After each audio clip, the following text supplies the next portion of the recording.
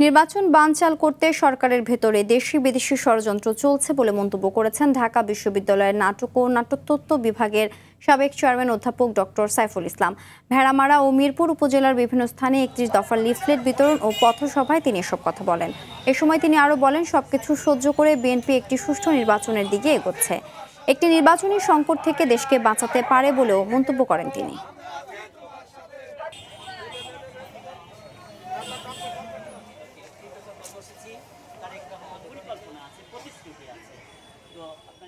Deep স্টেটের খেলা প্রত্যক্ষ করা যাচ্ছে, যে ডিপ স্টেট যেটা সরকারের ভেতরে আরেকটা সরকার গভীরভাবে কাজ করছে। হয়তো তা না হলে যে জুলাই সনদে বিএনপি স্বাক্ষর করে আসলো, সেই জুলাই সনদ কিভাবে এইভাবে পরিবর্তন করে এই অনুমোদনের জন্য পাঠানো হলো। এই নির্বাচন সুষ্ঠু করবার জন্য বাংলাদেশ জাতীয়তাবাদী দল সব রকমভাবে সহযোগিতা করবে।